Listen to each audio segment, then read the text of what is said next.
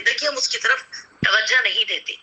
اسی لیے قرآن مجید کا مکمل فہم ہم کو اللہ سبحانہ و تعالیٰ کے حکم کے ساتھ اور رسول اللہ صلی اللہ علیہ وسلم کی اتباع کے ساتھ ہی لینا ہے.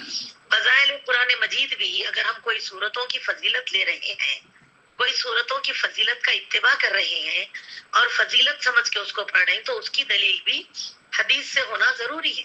تو آئیے اسی لیے اس سال ہم آپ لوگوں کے لیے یہ رہنمائی کر دیں تاکہ آئندہ اوقات میں آپ تمام سامعین جو ہے اس صورتوں کو، ان فضیلتی صورتوں کو پڑھیں. ایسا بھی نہیں کہا جائے گا کہ بس آپ سال کے 12 مہینے بس ان فضائل کو پڑھ لیں اور رمضان میں ایک مرتبہ یا شعبان میں دور قرآن کے نام پر ایک مرتبہ قرآن کو تفسیر کر لیں اور پھر رمضان میں ایک مرتبہ ناظر قرآن کو تکمیل کریں. ایسا بالکل نہیں ہے، بلکہ ہم کو ناظر قرآن بھی پوری زندگی کم سے کم ہمیں جتنا ہوتا پڑھتے رہنا چاہیے. صحابہ کرام رضی اللہ تعالیٰ عنہ اجمعین کا معمول تو یہ تھا کہ کوئی صحابی بالخصوص عبداللہ ابن مسعود رضی اللہ تعالیٰ عنہ جتنا قرآن نازل ہوتا تھا حفظ کر لیتے تھے، وہ حافظ قرآن مجید میں شمار ہوتے تھے. تو اللہ کے رسول صلی اللہ علیہ وسلم کو ایک مرتبہ سننے میں آتا کہ وہ جو ہے نا ہر رات سونے سے پہلے مکمل قرآن پڑھ کے سوتے ہیں. تو نبی کریم صلی اللہ علیہ وسلم نے ان کو بلایا اور ان سے دریافت فرمایا کہ کیا تم یہ کام کرتے ہو؟ تو انہوں نے کہا اللہ کے رسول صلی اللہ علیہ وسلم ہاں میں یہ کام ضرور کرتا ہوں. تو آپ صلی اللہ علیہ وسلم نے فرمایا کہ تم یہ کام ہرگز نہ کرو، یہ تمہارے لیے مشقت کا سبب بنے گا. تو انہوں نے کہا اللہ کے رسول صلی اللہ علیہ وسلم مجھ میں طاقت ہے کہ میں اتنا کر سکتا ہوں. تو آپ صلی اللہ علیہ وسلم نے فرمایا کہ اے ابن مسعود کہ کوئی کام ایسا ہو جس کو تم بہت زیادہ کرتے ہو لیکن کر کے تھک کے رک جاتے ہو، اللہ ایسی چیز کو بالکل پسند نہیں کرتے. اللہ اس عمل کو پسند کرتے ہیں جو تم مختصر کرو لیکن اس پر مداومت اختیار کرو، یعنی کہ ہمیشہ اس کو کرتے رہو. تو میری عزیز سامعین، اسی لیے کیا ہے کوئی بھی کام اپنی طاقت کے حساب سے کرنا چاہیے. تو تبھی جو ہے نا صحابی نے پوچھا اللہ کے رسول صلی اللہ علیہ وسلم یہ بتائیں تو پھر میں کتنے دن میں قرآن تکمیل کر لوں؟ آپ صلی اللہ علیہ وسلم نے فرمایا ایسے کرو مہینے میں کر لو، یہ کام یہ معمول تمہارے موت تک قائم رہے گا. تو انہوں نے کہا اللہ کے رسول صلی اللہ علیہ وسلم مجھ میں طاقت ہے، مجھے اور زیادہ پڑھنے کی اجازت دیجیے. فرمایا ایسے کرو 15 دن میں ایک تکمیل کر لو. تو انہوں نے کہا اللہ کے رسول صلی اللہ علیہ وسلم مجھ میں اس سے بھی زیادہ طاقت ہے، میں اور بھی زیادہ پڑھ سکتا ہوں. فرمایا ایک کام کرو آپ 10 دن میں ایک تکمیل کر لو. انہوں نے کہا کہ میں اس سے بھی زیادہ پڑھ سکتا ہوں. تو فرمایا ایسے کرو تم 7 دن میں یعنی ایک ہفتے میں تکمیل قرآن کر لو. تو اس طرح جو ہے نا قرآن مجید کو 7 منزلوں پہ مقرر کیا گیا اور سب صحابہ نے اپنی زندگی کا معمول بنا لیا کہ وہ لوگ 7 منزلوں پر قرآن پڑھا کرتے تھے. الحمدللہ. تو ماشاءاللہ اس طرح جو ہے نا ایک ہفتے میں تکمیل قرآن ہوتا تھا ان کا. میری بہنوں دیکھیے ہم کو بھی چاہیے کہ زندگی میں ہمیشہ بھی ناظر قرآن کو جاری رکھیں. اب جو چاہے مہینے میں تکمیل کرو، جو چاہے 2 مہینے میں کرو، جو چاہے 4 مہینے میں کرو، لیکن ضرور ہم کو پڑھتے رہنا چاہیے. ناظرہ بھی کرنا، ناظرے کا معمول الگ رکھنا، ترجمہ قرآن کا معمول الگ رکھنا، پھر انشاءاللہ تعالی فضیلتی آیتوں کو بھی پڑھتے رہنا چاہیے. ٹھیک ہے؟ تو آئیے ابھی ہم اس کے ساتھ فضیلت کو آپ کو بتائیں گے. الحمدللہ سب سے پہلا تو دیکھو سورہ فاتحہ. سورہ فاتحہ کی فضیلت سے تو کوئی بھی بے علم نہیں ہے. سورہ فاتحہ جیسی سورت قرآن مجید کے علاوہ کوئی اور سورت میں نہیں رہی، بلکہ الحمدللہ سورہ فاتحہ کا دوسرا نام ہے قرآن عظیم. سورہ فاتحہ سارے قرآن مجید کا نچوڑ ہے، جس کے لیے کیا بتایا گیا، اس کو ام القرآن کہا گیا. سورہ فاتحہ پڑھ کر اللہ تعالیٰ سے ہم جو بھی دعا کریں گے اللہ تعالیٰ اس کو ہم کو ضرور عطا فرمائیں گے. حدیث سے ثابت ہے سورہ فاتحہ ہر نماز میں پڑھنا ہے، چاہے وہ امام ہو، مقتدی ہو، منفرد ہو. اگر نہیں پڑھیں گے تو ان کی نماز نہیں قبول ہوگی. لا صلاۃ لمن لا یقرأ بفاتحۃ الکتاب. الحمدللہ. اسی لیے تراویح میں بھی جائیں تو امام کے پیچھے صرف سورہ فاتحہ پڑھنا اور خاموش ٹھہرے رہنا. پھر میری بہنوں سورہ فاتحہ کی اور ایک فضیلت، تمام جسمانی بیماریوں سے سورہ فاتحہ پڑھ کر دم کرنے پر ہمیں شفا حاصل ہوتی ہے. یہاں تک کہ زہر کا بھی اثر ہے تو ختم ہو جاتا. تو کبھی بھی اگر تکلیف ہو تو سورہ فاتحہ کو پڑھ کر دم کیجئے. کچھ بھی دعا یاد نہیں ہے نا، آپ سورہ فاتحہ پڑھتے جائیے، دم کرتے جائیے، دیکھیے اللہ ضرور شفا دے دیں گے. اسی طرح سورہ فاتحہ جادو، جنون یعنی دماغی پاگل پن رہتا نا، مرگی کی بیماری، دورے پڑتے دیکھیے یعنی کہ سایہ سپٹ ہو جاتا، جیسے کہ کہیں پر اثرات وغیرہ ہو جاتے، ایسی تمام بیماریوں سے شفا ہے۔ صبح شام 3 مرتبہ سورہ فاتحہ پڑھ کر دم کرنا، صبح شام کے اذکار کے بعد، تو اللہ تعالیٰ ان تمام بیماریوں سے شفا دیتے۔ تو یہ ہم اپنے آپ پہ بھی کر سکتے، اپنے بچوں کے لیے، اپنے شوہر کے لیے، اپنے اہل خانہ کے لیے کر سکتے، دوسروں کو بولنا، لیکن اس کی دکان کھول لے کے نہیں بیٹھنا کہ آپ لوگ آ جاؤ میں سورہ فاتحہ پڑھتی ہوں بول کے۔ سورہ فاتحہ اللہ تعالیٰ کا نازل کردہ ایک بہت بڑا نور ہے، جو اللہ نے دیگر کتابوں تورات اور انجیل اور زبور اور دیگر صحیفوں میں نہیں دیا، اسی لیے اس کی بہت بڑی فضیلت ہے۔ اس لیے سورہ فاتحہ کو اپنی تلاوت کا حصہ بنائیے ماشاءاللہ۔ اور بچے بھی بیمار پڑے تو سورہ فاتحہ پڑھ کر دم کیجیے۔ سورہ فاتحہ کو دم کرنے کی بھی اجازت ہے، کیونکہ اس کا نام ہے الرقیہ۔ لیکن دم کیسا کرنا؟ سب سے پہلے سیدھے کان میں 3 مرتبہ پھونکنا، جس میں پھرکی بھرنا، پھرکی بولتا چھوٹا تھوک اچھلنا اس میں، ٹھیک ہے؟ چھوٹے بچے پھر پھر کرے تو اچھلتا دیکھیے، تو اس طرح اس کو جھاڑ پھونک بولتے۔ اور پھر جو ہے اوپر سے نیچے کی طرف بھی آپ پھونک دیں سر پہ سے، اللہ بیمار کو شفا دے دیں گے انشاءاللہ تعالی۔ اور پھر یہ مت پوچھیے کتنے مرتبہ، جب تک شفا نہ دے اللہ، دم کرتے رہیے انشاءاللہ۔ اب آ جائیے سورہ بقرہ کی طرف، میں بہت وقت نہیں لوں گی آپ لوگ کا۔ جس گھر میں اللہ کے رسول صلی اللہ علیہ وسلم فرماتے ہیں سورہ بقرہ کی تلاوت ہوتی رہے گی، اس گھر میں شیطان داخل نہیں ہوتا۔ تو اس کا مطلب یہ نہیں ہے کہ 40 دن میں ایک مرتبہ پورے علاقے والوں کو بلا کے بقرہ کا دسترخوان بچھانا بول کے، بلکہ کبھی بھی سورہ بقرہ روزانہ تھوڑی تو بھی پڑھنا اوپر لوگا، تو اس سے فائدہ ہے اپنے لیے۔ اگر اتنی مشکل ہم نہیں پڑھ سکتے تو سن لے بھی سکتے، لیکن کوشش کریے سورہ بقرہ پڑھنے کی، انشاءاللہ کوئی نماز میں ہی صحیح پڑھ لیجیے، لیکن سورہ بقرہ میں سے کچھ ضرور پڑھیے، کیونکہ سورہ بقرہ جب پڑھی جاتی ہے تو وہ گھر میں شیطان نہیں آتا، اور یہ اس کے سمجھ کر عمل کرنے کی بھی وجہ ہے۔ دوسرا، سورہ بقرہ کی تلاوت اور سماعت جادو کا بہترین علاج ہے، سمجھ گئے؟ گھر میں اگر کوئی شک شبہ ہو رہا کہ کسی نے ہم پر کچھ کیا یا کچھ ہو رہا، تو شکوں میں نہیں پڑھنا، بلکہ صبح شام سورہ بقرہ سنیے اور سورہ بقرہ پڑھیے انشاءاللہ۔ اور ضروری نہیں ہے پورا ایک دن میں ایک ہی پڑھ لینا، جتنا آپ سے ہو سکا پڑھیے۔ سننے میں تو آپ آج کل آڈیوز لگا کے بھی کسی اچھے شیخ کا، شیخ مشاری الراشد یا دیگر شیخ عبد الباسط، کس کا بھی سن لے بھی سکتے۔ عزیز بہنوں، سورہ بقرہ کے لیے اللہ کے رسول صلی اللہ علیہ وسلم نے فرمایا کہ جادوگر سورہ بقرہ پہ کبھی غالب نہیں آتے، تو جو سورہ بقرہ پڑھتے نا ان لوگوں پہ کبھی جادو نہیں ہوتا، یاد رکھیے۔ تو اسی لیے کبھی بھی تھوڑا نہ تو سورہ بقرہ تھوڑا تو بھی پڑھنے کی عادت ڈال لیجیے۔ سورہ بقرہ کی تلاوت کرنے سے گھر میں خیر و برکت رہتی ہے۔ سورہ بقرہ کی تلاوت ترک کرنے سے گھر خیر و برکت سے محروم ہو جاتا۔ قیامت کے روز سورہ بقرہ اپنے پڑھنے والوں کے لیے مغفرت کے لیے اللہ سے جھگڑا بھی کرے گی انشاءاللہ۔ دیکھا کتنی بڑی فضیلت ہے، لیکن اس کا مطلب یہ نہیں ہے۔ اسی لیے لوگ کیا کرتے، اکیلے کہاں پڑھ سکتے، اڑائی پارے ہیں بول کے مہینے میں ایک بار پورے خاندان والوں کو بلا کے، پڑوسیوں کو بلا کے پڑھا لیتے، تو یہ بالکل بدعت ہے۔ ماں صحابہ ایسا کبھی نہیں کرے، نہ نبی صلی اللہ علیہ وسلم ایسا کرنے کی تعلیم دیے، بلکہ اپنے سے جتنا ہوا اتنا پڑھیے۔ لا یکلف اللہ نفسا الا وسعها، ٹھیک ہے؟ سورہ بقرہ قرآن مجید کی چوٹی ہے۔ جس گھر میں سورہ بقرہ کی تلاوت کی جاتی ہے نا، اس گھر سے شیطان بھاگ جاتا ہے الحمدللہ۔ اسی لیے جب بھی پڑھے نا، حال میں بیٹھ کے بآواز بلند پڑھنا، تاکہ ہمارے گھر میں اس کی آواز گونجے۔ آپ پڑھیے بیٹھ کر بڑی آواز سے، ایک رکوع صحیح پڑھیے لیکن اونچی آواز سے پڑھیے۔ اب آئیے دیکھتے ہیں سورہ آل عمران، ٹھیک ہے؟ سورہ آل عمران اور سورہ بقرہ دو کے لیے اللہ کے رسول صلی اللہ علیہ وسلم نے فرمایا کہ یہ دو ایک جگہ پر نورانی صورتیں ہیں، جو قیامت کے دن جب بندہ اٹھے گا نا، اس کے سر پہ سائبان کی طرح رہیں گی، اور پرندوں کے غول کی طرح یا ایک امبریلا کی طرح سایہ کریں گی، جو قیامت کی گرمی سے بچائیں گی، زمین کی شدت سے بچائیں گی، اور وہ اللہ کی بارگاہ تک پہنچیں گی اور ہمارے لیے حجت کریں گی، اللہ سے ہماری مغفرت کرا لیں گی۔ تو سورہ بقرہ کے ساتھ آل عمران پڑھنا بھی مت بھولیے، جبکہ لوگ سورہ آل عمران کو پلٹ کے بھی نہیں دیکھتے۔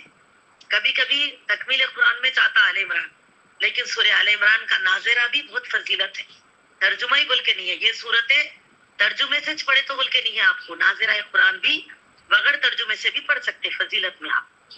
تو یہ دونوں صورتیں آپ ماشاءاللہ معمول بنا لیجئے، ڈیلی کے سورہ بقرہ کا ایک رکوع، آل عمران کا ایک رکوع، یا اس کی 2 آیتیں یا اس کی 2 آیتیں، یا اس کی 4 آیتیں یا اس کی 4 آیتیں، یا جس کے پاس اچھا وقت ہے سورہ بقرہ 40 رکوع ہے، سورہ آل عمران 20 رکوع ہے، تو ڈیلی 2 رکوع بقرہ 1 رکوع آل عمران پڑھ لو، ماشاءاللہ 20 دن میں 2 سورے تکمیل ہوتے، پھر پلٹاتے جاؤ، پھر پڑھتے جاؤ ناظر قرآن، الحمدللہ بہت برکت رہیں گی انشاءاللہ، اور یہ قیامت کے دن ہمارے سر پہ صاحبان بنے گی اور ہمارے لیے اللہ کی بارگاہ میں جھگڑے گی، نبی کریم صلی اللہ علیہ وسلم فرماتے ہیں، اور ہماری مغفرت کا سامان بنے گی الحمدللہ۔ اب اس کے بعد آئیے دیکھتے ہیں ہم سورہ ہود، سورہ واقعہ، سورہ مرسلات، سورہ نبا، سورہ تکویر، ان سورتوں کے تعلق سے نبی کریم صلی اللہ علیہ وسلم نے فرمایا کہ جس کو قیامت کی یاد دہانی لینی ہے اور اس قیامت کے احساس کرنا ہے جواب دہی کا، وہ ان سورتوں کو پڑھ لے۔ تو یہ سورے کیا ہے، ہمارے اندر ہمیشہ آخرت کی یاد دہانی کو تازہ رکھتے، اور جو ہے ہمارے اندر جو ہے آخرت کی یاد کو بھولنے نہیں دیتے۔ جیسے کہ ایک مرتبہ نبی صلی اللہ علیہ وسلم سے ابوبکر رضی اللہ عنہ نے سوال کیا، اللہ کے رسول صلی اللہ علیہ وسلم کیا آپ بوڑھے ہو چکے ہیں؟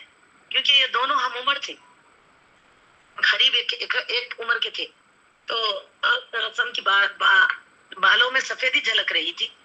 آپ نے فرمایا اللہ کے رسول صلی اللہ علیہ وسلم کیا آپ بوڑھے ہو گئے؟ کبھی کبھی دو دوست پوچھ لیتے، دیکھیے ارے بھائی میں تم ایک ہی عمر کے ہے، تم اتنے کمزور کیسا ہو گئے بول کے اس طرح سوال کیا۔ تو اللہ کے رسول صلی اللہ علیہ وسلم نے فرمایا ابوبکر مجھے قرآن کی ان سورتوں نے بوڑھا کر دیا، سورہ ہود، سورہ واقعہ، سورہ مرسلات، سورہ نبا، سورہ تکویر، ان سورتوں نے مجھے بوڑھا کر دیا ہے۔ تو سوچو ماں، یہ سورتیں ہم کو اپنی ذمہ داری کا احساس دلاتی اور ہم کو کبھی بھی دنیا میں غافل ہونے نہیں دیتی، تو اسی لیے سورتوں کو جب آپ کو سہولت ہو پڑھ لیا کریے۔ اسی طرح سورہ بنی اسرائیل کی آیت، سورہ بنی اسرائیل ہے نا، اس کو سورہ اسرا بھی کہا جاتا، سبحان الذی اسرا کے پڑھتے نا 17ویں پارے کا 15ویں پارے کا پہلا سورہ ہے۔ دیکھیے رسول اکرم صلی اللہ علیہ وسلم سورہ بنی اسرائیل اور سورہ زمر بھی پڑھا کرتے تھے، سونے سے پہلے ان سورتوں کو بھی پڑھتے، لیکن ایسا نہیں جیسے سورہ ملک اور سورہ سجدہ ہے، بلکہ ان سورتوں کی بھی اکثر رات میں تلاوت فرماتے تھے۔ اسی طرح اگر ہم چاہیں تو ان سورتوں کو بھی پڑھیے، اس میں آپ کو بڑی اچھی تربیت ہے۔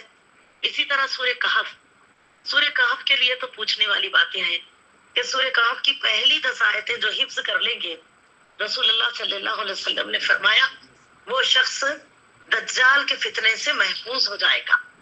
کیا کریں گے؟ حفظ کر لیں گے، سمجھ رہے ہیں آپ؟ سورہ کہف کی 10 آیتیں جو پابندی سے پڑھیں گے بول کے آتا نا، وہ لاسٹ والی 10 آیتوں کو آتا، پہلے والی آیتوں میں کیا آتا؟ حفظ کرنا۔ تو سورہ کہف کی 5-10 آیتیں ہم لوگ حفظ کر لینا انشاءاللہ، اور نمازوں میں پڑھنے کی عادت ڈال لیجیے، حفظ ہو جائیں گی انشاءاللہ تعالی۔ تو جو سورہ کہف کی ابتدائی 10 آیتوں کو حفظ کر لیں گے، وہ دجال کے فتنے سے محفوظ رہیں گے انشاءاللہ تعالی۔ مسلم کی حدیث ہے یہ، تو اس کو حفظ کیجیے اور ڈیلی پڑھتے رہیں انشاءاللہ۔ اور سورہ کہف، اب دجال کے فتنے سے بچے تو دنیا کے دیگر فتنوں سے بھی انشاءاللہ ضرور بچیں گے، کیونکہ وہی سب سے بڑا سخت ہے، تو بقیہ چھوٹے چیزوں سے تو ضرور بچیں گے انشاءاللہ۔ اللہ ہم کو ہر فتنے سے محفوظ فرمائے۔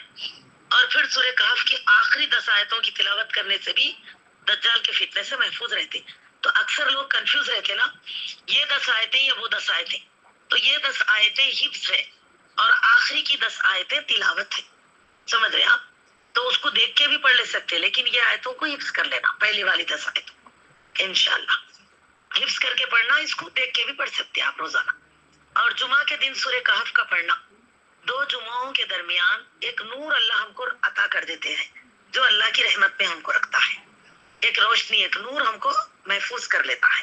تو سورہ جمعہ کے دن آپ جو ہے دن بولے گیا، تو اسی لیے رات سے ہی مت پڑھ لیجئے، دن پڑھیے جمعہ کا انشاءاللہ تعالی، فجر کے بعد پڑھو یا ظہر کے بعد پڑھو یا عصر کے بعد، مغرب سے پہلے تھوڑا تھوڑا کر کے بھی 2-3 ٹائم پڑھ سکتے ہیں، یا ایک بار بھی پورا پڑھ سکتے ہیں۔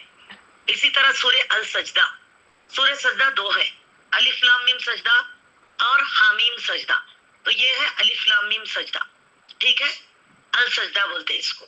یہ بھی نبی صلی اللہ علیہ وسلم رات سونے سے پہلے پڑھا کرتے تھے، اور رسول اکرم صلی اللہ علیہ وسلم جمعہ کے روز نماز فجر کی پہلی رکعت میں سورہ سجدہ اور دوسری رکعت میں سورہ دہر پڑھتے تھے، جس کا نام سورہ انسان بھی ہے، سورہ دہر بھی ہے، تو یہ بھی ہم یاد کر کے پڑھ سکتے ماشاءاللہ۔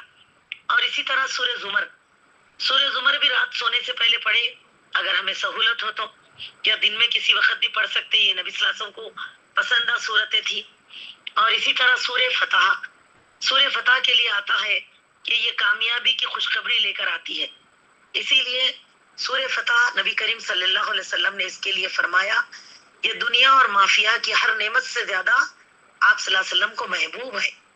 आप सल्लल्लाहु अलैहि वसल्लम का फरमान है कि आज रात मुझ पर एक ऐसी सूरत नाजिल की गई है, ये हजरत उमर की रिवायत पर है ये हदीस पूरी, मैं पूरी पढ़ूंगी ना तो आप लोग को वक्त ज्यादा लगेगा। सही बुखारी की हदीस है, ज़ैद बिन असलम रजी अल्लाह तआला अन्हु अपने बाप से रिवायत कर रही है, हजरत उमर से है।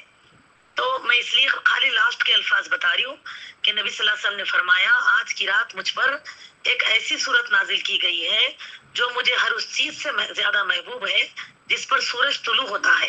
फिर आपने ये पढ़कर सुनाया, इन्ना फतहना लक फतहम मुबीना, यानी कि ये सूरह फतह है, आपके लिए हर कामयाबी के लिए दरवाजे खोलती है।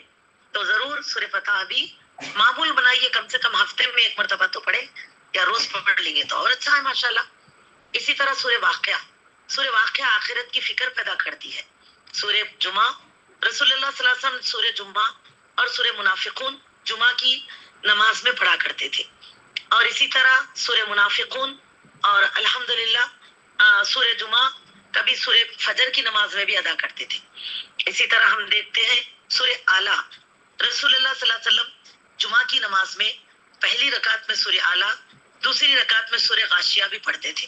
आज भी देखेंगे आप हर सलफ मस्जिद में और मस्जिद हरम मस्जिद नबवी में भी सूरह आला और सूरह गाशिया या सूरह आला और सूरह मुनाफिकून ही पढ़ी जाती है जुमा में। अल्हम्दुलिल्लाह, उसी सुन्नत को पूरा करते हुए तो अगर हम यहाँ हिफ्ज कर ले तो घर में भी जुमा के दिन फर्ज नमाज में पढ़ ले सकते।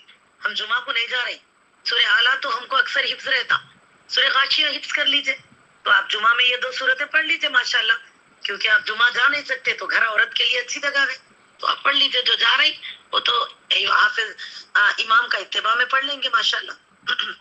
अब आइए सूरह मुल्क, अल्लाह के रसूल सल्लल्लाहु अलैहि वसल्लम ने क्या फरमाया, सोने से पहले सूरह मुल्क का तिलावत करना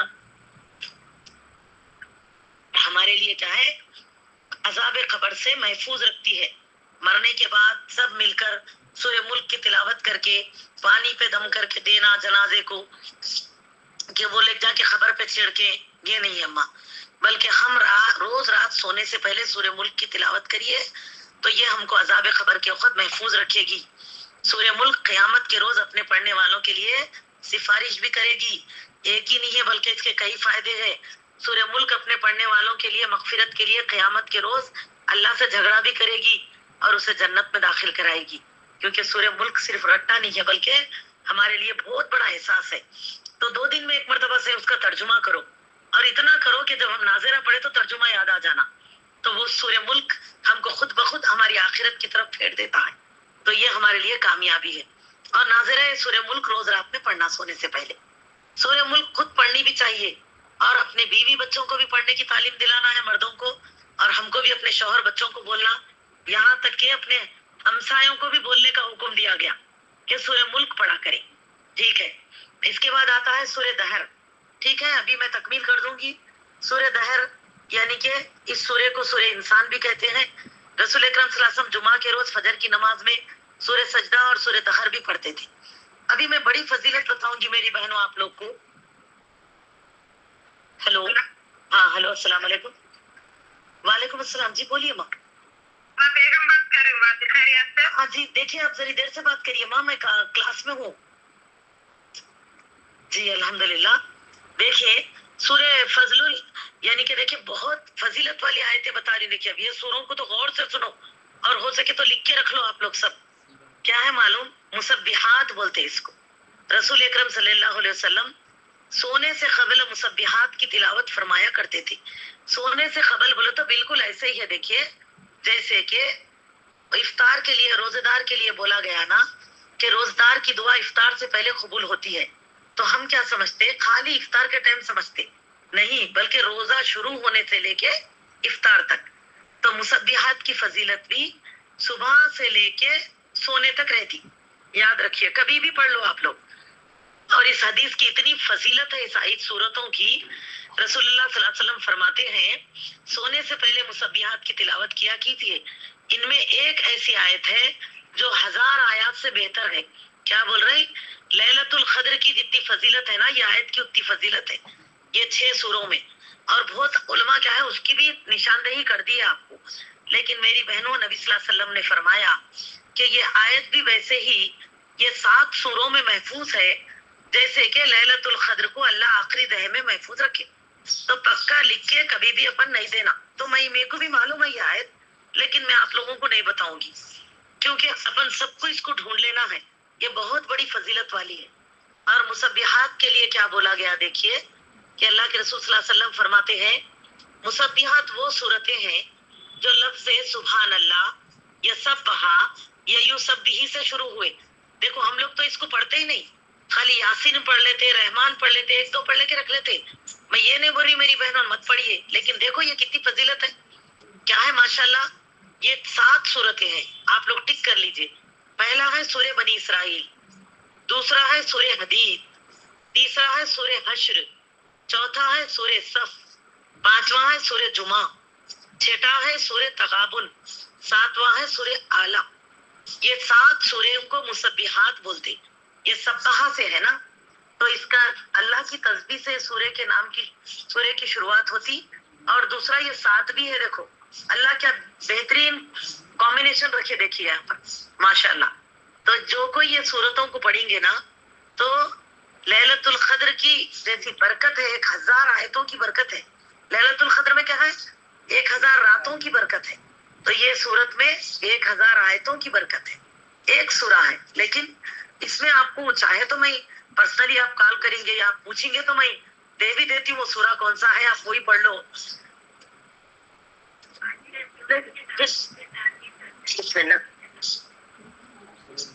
لیکن میری بہنوں پھر بھی میں خود بھی چاہوں گی کہ ہم لوگ روز ایک کر کے صحیح 7 دن ہفتے میں یہ 7 سورے پڑھ لو، تاکہ ہم تلاش کر رہے ہیں اللہ کو نہ محنت کرنے والے پسند، تو تلاش کے اوپر اللہ تعالیٰ ہم سے خوش اور راضی ہوں گے۔ ٹھیک ہے، تکمیل کے بعد موقع دوں گی، اگر کوئی سوال کر رہے تو کون سا سورہ ہے بتا دیتی ہوں میں، فکر مت کیجیے، میں آف رکھیے، میں تکمیل کر دوں گی ابھی۔ ٹھیک ہے، اس کے بعد سورہ مرسلات ہے، قیامت کی یاد دہانی، سورہ نبا ہے، سورہ تکویر ہے، یہ سب قیامت کی یاد دہانی ہے، سمجھ گئے آپ کو؟ سورہ انفطار ہے، سورہ اعلیٰ تو آپ نے سن لیا، سورہ غاشیہ ہے میری بہنوں، پھر آتا ہے سورہ کافرون، قل یا ایھا الکافرون آتا نا، بہت فضیلت کی صورت ہے۔ ہم سمجھتے ہیں سورہ اخلاص ہی رات میں پڑھنے سے، سورہ اخلاص کا ایک مرتبہ پڑھنا ایک پو قرآن پڑھنے کے برابر ہے۔ یہ بات تو سب کو معلوم ہے نا کہ ایک مرتبہ نبی صلی اللہ علیہ وسلم نے فرمایا کہ آج کی رات میں آپ لوگوں کو پو قرآن سناؤں گا، تو صحابہ مسجد میں منتظر بیٹھے رہے، تو آپ صلی اللہ علیہ وسلم حجرے میں گئے، واپس آئے اور ایک مرتبہ سورہ اخلاص سنا کے چلے گئے۔ صحابہ بیٹھے ہی رہے، نبی صلی اللہ علیہ وسلم پھر لوٹ کر آئے، صحابہ سے سوال کیا کیا بات ہے تم لوگ گئے کیوں نہیں؟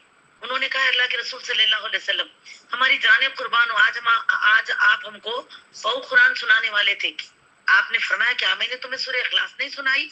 فرمایا ہاں سنائی ہے، تو فرمایا وہ پو قرآن کے برابر ہے۔ تو 4 مرتبہ سورہ اخلاص پڑھنا ایک قرآن پڑھنے کی فضیلت ہے، فضیلت ہے بلکہ روزانہ 4 بار پڑھ لے کے قرآن پڑھنا بند نہیں کرنا اماں، ٹھیک ہے نا؟ لیکن یہ سورہ اخلاص اتنی فضیلت ہے، لیکن یاد رکھیے سورہ اخلاص کے بعد اگر کوئی سورہ ایک بار پڑھنا پو قرآن کے برابر ہے تو وہ سورہ کافرون ہے۔ باجی دیکھیے ایک اور مائک آن ہوا ہے، اس کو میوٹ کریے بہن پلیز، آپ کا سوال میں ضرور لوں گی، فکر مت کیجیے، ٹھیک ہے؟ تو دعا کرا دے کے بقیہ رکنے والوں سے میں سوالات بھی لیتی ہوں انشاءاللہ آج، ٹھیک ہے؟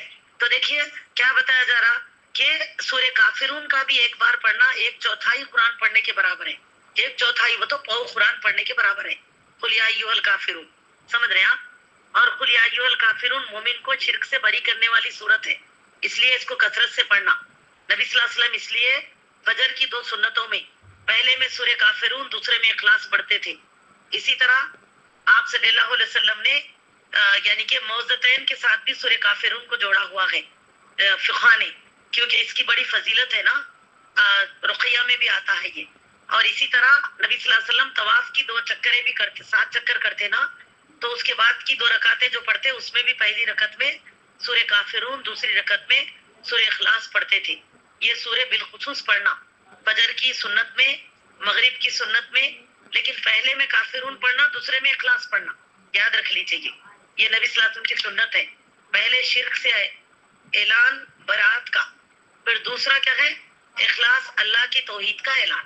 ٹھیک ہے. تو سورہ کافرون کی بہت فضیلت ہے ماشاءاللہ. تو رات میں سونے سے پہلے بھی جیسا ہم سورہ فلق، سورہ ناس، سورہ اخلاص تین بار پڑھتے نا سورہ آیت الکرسی کے ساتھ، تو 3 بار سورہ کافرون بھی پڑھ لیا کیجیے.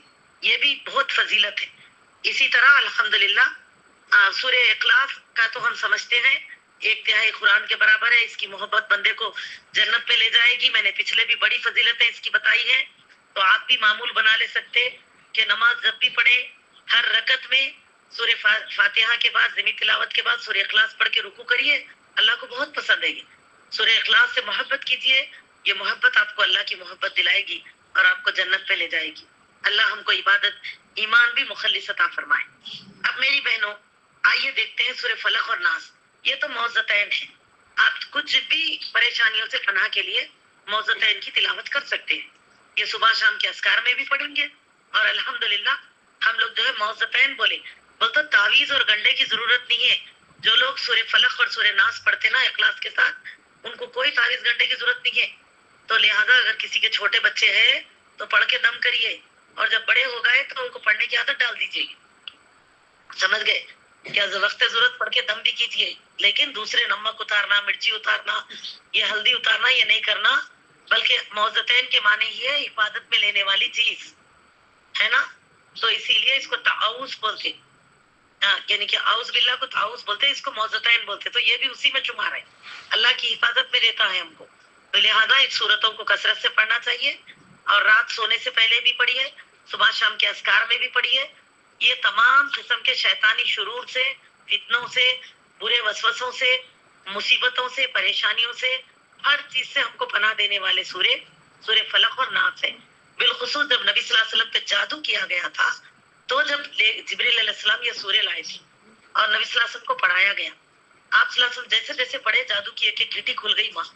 تو سوچیے اگر آپ کے اوپر کوئی کچھ کرا بھی دیے نا، تو یہ سورہ پڑھے تو ایک ایک گھٹی کی جیسا ہمارے اوپر سے ہر جادو کا اثر ختم ہو جاتا. تو اس لیے صبح شام اذکار میں پابندی سے پڑھنا.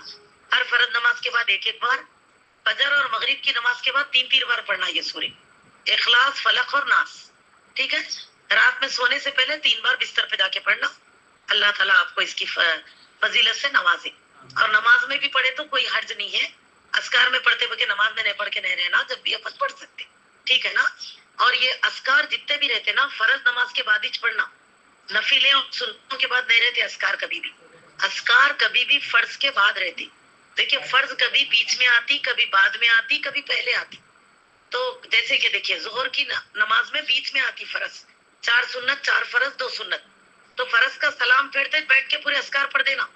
فرض نماز کے بعد کوئی دعائیں نہیں رہتی، یاد رکھیے، صرف اذکار رہتے. اور اذکار ہی سب سے بڑی دعائیں رہتے. اس کے بعد آپ کو کوئی دعا کی ضرورت نہیں رہتی. لوگ بولتے دعا نہیں کرنا کیا باجی؟ کر رہے آپ، کر رہے نا دعا. اللہ خود آپ کو ایسے دعائیں دے دیے جو آپ کے لیے دنیا اور آخرت کے لیے ضروری ہے. تو اس سے ہٹ کے دعا کی ضرورت ہی نہیں ہے. تو لہٰذا آپ اس اذکار کو پڑھ لیا کیجیے. ٹھیک ہے. فرض کے بعد ہی پڑھنا، پھر 2 رکعت سنت پڑھنا ظہر کی، پھر جو چاہے نفلیں وغیرہ پڑھ لیجیے. اور دیکھیے کبھی بھی نماز کے بعد جو دعا کرتے ہیں اکثر لوگ، وہ 2 رکعت نفل پڑھ کے یا نفل نمازیں وغیرہ پڑھ کے جب بیٹھ کے پہلے اللہ کی حمد بیان کرنا، پھر درود پڑھنا، پھر جو بھی اپنی پرسنل دعا ہے وہ کرنا. ٹھیک ہے. یا نفل نماز کے سجدے میں جا کے کر سکتے، وہ بھی کر سکتے آپ آخری سجدے میں. لیکن فرض نماز کے بعد جو ہے کوئی دعا نہیں کرنا سوائے اذکار کی. اذکار ہی سب سے بڑی دعا ہے. آپ کتابوں میں دیکھ لیجیے انشاءاللہ. ٹھیک ہے. چلیے ماشاءاللہ. تو لہذا آپ کو یہ ہمیشہ فائدہ دیں گے ماشاءاللہ. اب ہم اس کے ساتھ ہی اپنی تفسیر کو تکمیل کریں گے.